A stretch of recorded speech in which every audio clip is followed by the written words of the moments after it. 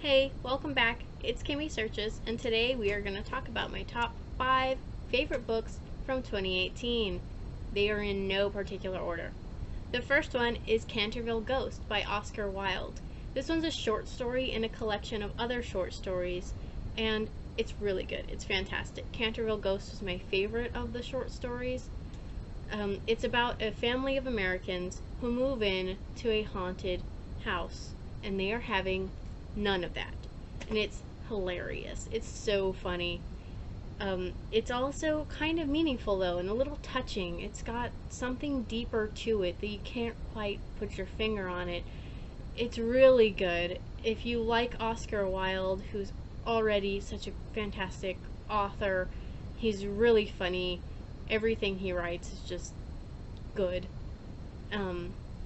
This one is a fantastic one. I really suggest it, especially if you're looking for something short or something light and funny. This one is perfect. I read the whole thing in like maybe an hour, maybe at least one afternoon. So if you want something to feel accomplished without having to do a lot, this one's fantastic. It reads super fast and it's just really good. Number 2 is Princess Academy by Shannon Hale. This is a really cute YA book about a mountain village whose young girls are sent to the Princess Academy. Now, they are used to living and working in an isolated mountain village, so they are not accustomed to being princesses at all. But somebody has got to marry the prince, so they've got to go. And it's really cute. It's really nice. They work together to use their individual unique skills to overcome conflicts like the Princess Academy itself and some bandits that attack. It's really fantastic. I wish I had read this book as a kid. My cousin had this book with this copy, and I always wanted to borrow it from her, and I never got around to it. And so I went to the bookstore and I made sure I found this copy with this cover that I always loved. And I'm so glad I found it. I almost didn't buy it, but I'm so glad I did. It's just really good. I wish I had read it as a kid. I think it's got a lot of meaning, especially for young girls. I really suggest this for young girls everywhere. And everyone else, but particularly for younger girls. Like I said. I think it has so much meaning. They value education a lot in this book, which I really like. And nobody is really left behind at this Princess Academy. They all work together, and they're not all good at everything, but they all work together to get through things. And I really like that. I think if I had read this as a kid, I would have felt like I really had a place in the world, you know? It just, this might sound a little almost preachy, or like I'm on my soapbox about this book, but I just feel like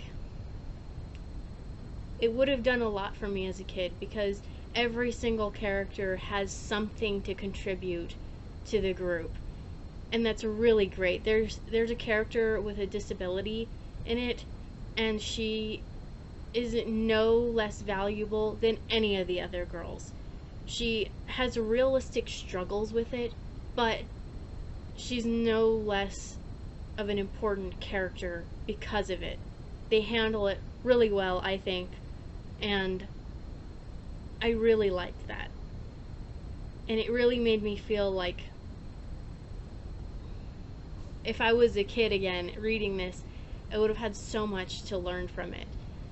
And it's a little predictable because it's for a really younger audience, and the main character is a little bit too good at almost everything. I wish she kind of struggled with more things, but it's still so good. I really liked it. I think there's a lot to learn from it. I love that they work together so much, that nobody is not valuable. They each have something to work with, to add, and that's really great. I love it. There's so much emphasis on education and becoming better people, and I love it. I think it's so good. I really recommend this for everyone, but especially if you know any young girls.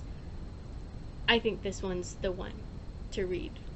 I think this would have been like one of my favorite books as a kid, and I'm so glad I have it now. So, read this one. 3 on my list is Rebecca by Daphne du Maurier. Fun fact, if you want the version in English, get the one with 2 C's. The one with just one is in Spanish. That was very fun to find out when I got home. But this book is really good still. It's about a young woman who marries an older man, maybe a little bit too quickly, and she moves into his home, and she's got to fill the shoes of his first wife, Rebecca. That's right, Rebecca's the first wife. We never find out the name of the main character, and I love that. I've never seen that done before. Anyway, the main character has to find out how Rebecca did all of the things that she did. She ran the entire house, and she ran it so well, so efficiently, and the main character's never had to do that before, so she's really got to learn how to do any of those things, and how to fill Rebecca's shoes, and she really struggles with where she fits in the household in her new life, because she can't really compete with Rebecca. She also has to figure out really what happened to Rebecca, because the circumstances around her death are a little more mysterious than she originally thought. And I love that. I've never seen that done before, and I don't want to say a whole lot more because I don't want to give anything away. I want it all to kind of be a surprise if you're going to read it, but that's what it's mostly about.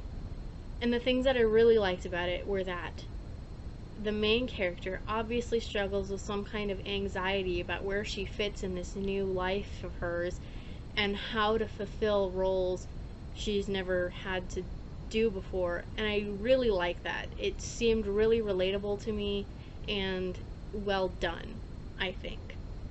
The things I didn't really like about this one were that the plot was a little bit slow. It's a slower book, and all of the characters, not just the main character, all of the characters are supposed to be just a little bit annoying. They're just a little bit awful, like, as people and to each other. None of them are supposed to be good people. They all have flaws that are very obvious, that cause them issues on a day-to-day basis. And I like that, but also they're just a little bit annoying because of that. But it's realistic, and I like that, and I can really appreciate that. So I liked this book overall. If you like Jane Eyre or the Wilde Sargasso Sea, I really suggest this one. If you've never heard of Wilde Sargasso Sea but you like Jane Eyre, I suggest that one. It's an unofficial prequel to Jane Eyre, and I think this book, Rebecca, goes really well with the feeling of those two. So if you like those, check out this one. It's really good. Number 4 on my list is Tudor, the Family Story by Leanda de Lisle, I think. Or de Lisle. I don't know how to say that either. I'm sorry. This book is a non-fiction book. It is quite a large boy, but it's super good. I love this book. If you don't know who the Tudors are, think Henry VIII, the king who had 6 wives and killed more than one of them. Think Bloody Mary, one of his daughters. You can think of Elizabeth I, who's known as the Virgin Queen. They were all Tudors. So this book is about where the Tudors began, and it goes all the way up to James IV, I think, if I remember correctly. And I love this. It does not feel like you're reading a textbook at all. It's so good. It almost feels like you're reading a novel without any dialogue. It's super easy to figure out what's going on. It's not boring at all, in my opinion. I don't know, maybe I'm a boring person and everyone else is gonna think I'm crazy and boring, but I love this book. It pulled out all the most interesting parts of their lives and their careers as kings and queens, and it made it super interesting to read, and it did not feel like I was reading a really boring nonfiction book. I really suggest this one for anyone who is wanting to get into nonfiction or who likes historical fiction. This one's super good. The only thing that I struggled with was that there were tons and tons of characters named Henry and James and Richard and Elizabeth and Mary, because everyone at that time was named one of those things. So Leanda Lisle, Leanda did really well with that, but you know, she couldn't just change their names. So there were a few times where I had to go back and figure out which Henry we're talking about, but it's still really good. She did a fantastic job with it. I love this book. Another reason I really like this book is because I do kind of like historical fiction novels, and I like to be able to kind of fact check them to figure out which part of them is accurate and which part is not. And this one, let me feel like I kind of know now. When I read about, like, the Tudor court, I feel like I kind of know what's more accurate and what's not as accurate.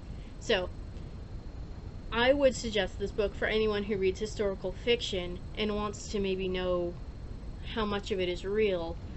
This one's really good. I mean, if you read historical fiction about this time period, if you read anything about the Boleyn sisters, if you read anything about the Tudors, it's just really good. I love this book. If you want to get into nonfiction, read this one.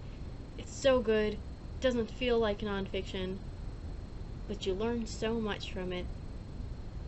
I love it. I'll stop talking about this boring topic. Oops.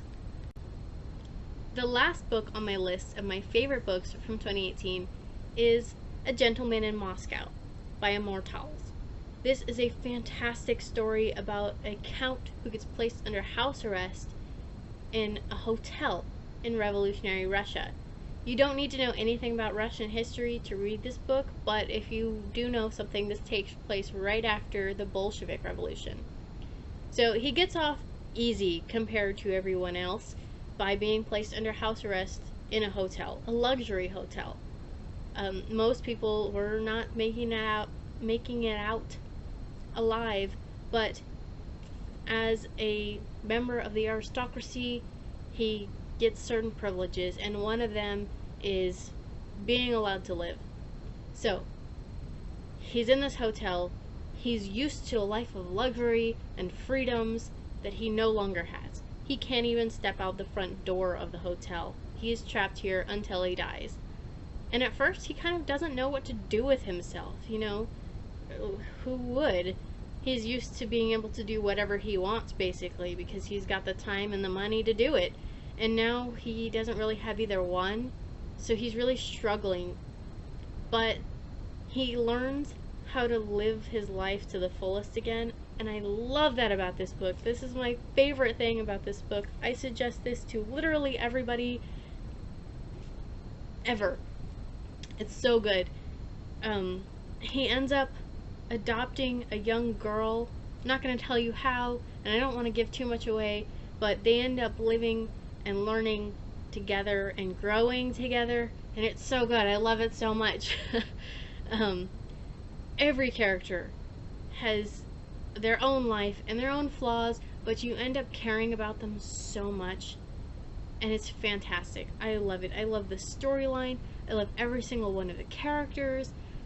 I love the message behind this, that you make the most of a bad situation and you learn from it and you grow. It's so good. I love it. I suggest this book to everyone. It's not super long either. It's over 400 pages, but it's so worth it.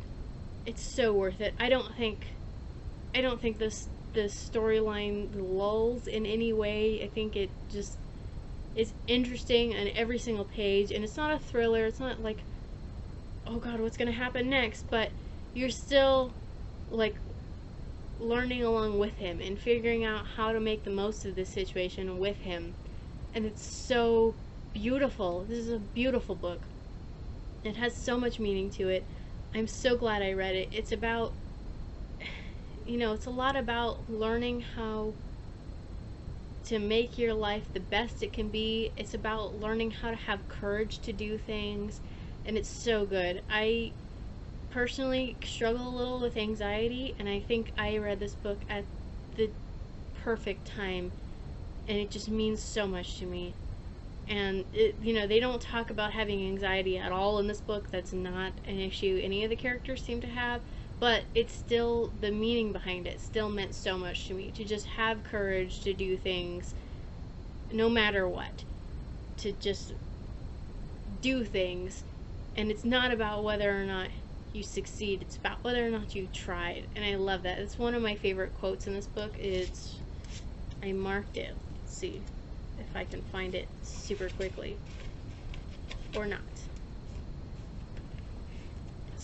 Here it is. For what matters in life is not whether we receive a round of applause. What matters is whether we have the courage to venture forth despite the uncertainty of acclaim. That's kind of what this whole book is about, and I love it so much. I don't know what else to say about it because I'm rambling a lot, but this book is so good, and I really recommend it to everyone. I can't think of a single con in this entire book. I might be able to later. I'm obviously super biased, but like, it's so good. I really recommend it. I'll stop talking about it right now. Anyway, that was my top 5 favorite books from 2018. It's a little late coming, but here it is. Thank you so much for watching. Do the whole like and subscribe and comment or whatever. Tell me what your favorite books were from 2018 in the comment section below. And thanks for watching. I hope you stick around, and I'll see you next time.